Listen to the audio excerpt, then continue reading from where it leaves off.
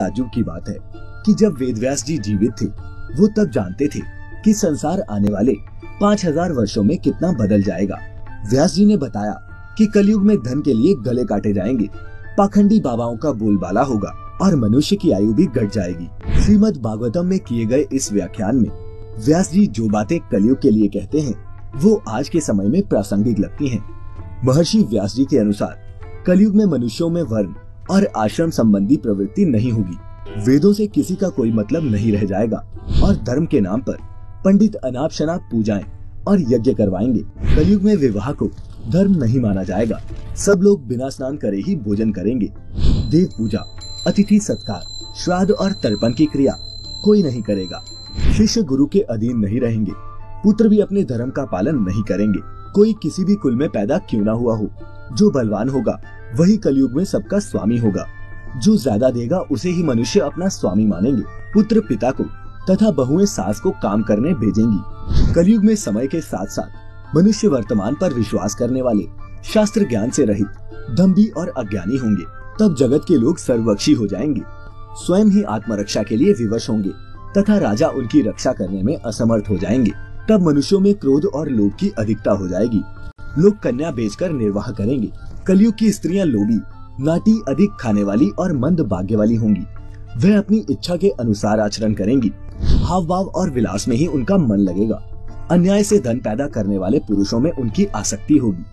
कलयुग में स्त्रियां धनहीन पति को त्याग देंगी। उस समय धनवान पुरुष ही स्त्रियों का स्वामी होगा। वह देह शुद्धि की तरफ ध्यान नहीं देंगी तथा असत्य और कटु वचन बोलेंगी। इतना ही नहीं, वह दुराचारी पुरुषों से मिलने की अभिलाषा करेंगी। व्यास जी आगे बताते हैं कि कलयुग के समय बुद्धि धन के संग्रह में ही लगी रहेगी। कलयुग में थोड़े से धन से मनुष्यों में बड़ा घमंड होगा। उस समय लोग प्रभुता के कारण ही संबंध रखेंगे और धनराशि घर बनाने में ही समाप्त हो जाएगी। इससे दान पुण्य के काम भी नहीं होंगे। सब लोग हमेशा किसी न किसी कलेश से घिरे रहेंगे। मनुष्य अपने आप को पंडित समझेंगे और बिना प्रमाण के ही सब कार्य करेंगे। लोग ऋण चुकाए बिना ही हड़प लेंगे और जिसका शास्त्र में कहीं विधान नहीं है, ऐसे यज्ञों का भी अनुष्ठान होगा।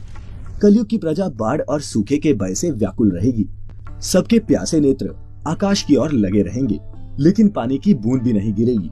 वर्षा न होने से मनुष्य तपस्वी लोगों की तरह फल, कंदमूल व पत्ते खाकर जीवित रहेगा। कलयुग में अकाल लगातार पड़ता रहेगा। घोर कलयुग के समय मनुष्य 20 वर्ष तक भी जीवित नहीं रहेंगे।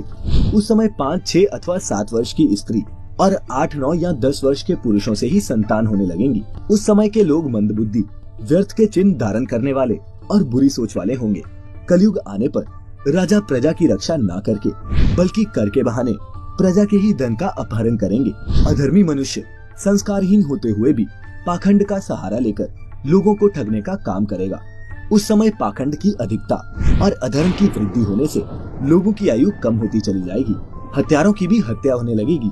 चोर अपने ही जैसे चोरों की संपत्ति चुराने लगेंगे। कलयुग के अंत के समय बड़े भयंकर युद्ध होंगे। भारी वर्षा, प्रचंड आंधी और जोरों की गर्मी पड़ेगी। लोग खेती काट लेंगे, कपड़े चुरा लेंगे, पानी पीने के बर्तन तथा पेटियां भी चुरा कर ले जाएंगे। कलयुग चरम पर पहुंचने के बाद पाप धीरे धीरे कम होने लगेगा। फिर धीरे धीरे लोग साधु महात्माओं की सेवा, दान, सत्य और प्राणियों की रक्षा में पुनः तत्पर होने लगेंगे। इससे धर्म के एक नए चरण की स्थापना होगी और उस धर्म से लोगों को कल्याण की प्राप्ति होगी। श्रेष्ठ क्या है, इस बात पर विचार करने से धर्म ही श्रेष्ठ दिखाई देता है। जिस प्रकार धर्म की हानि हुई थी, उसी प्रकार धीरे धीरे प्रजा धर्म की राह पर चलने लगेगी और इस प्रकार धर्म को पूर्ण रूप से अपना लेने पर हो जाएगा इस कलयुग का अंत और सब लोग सतयुग देखेंगे।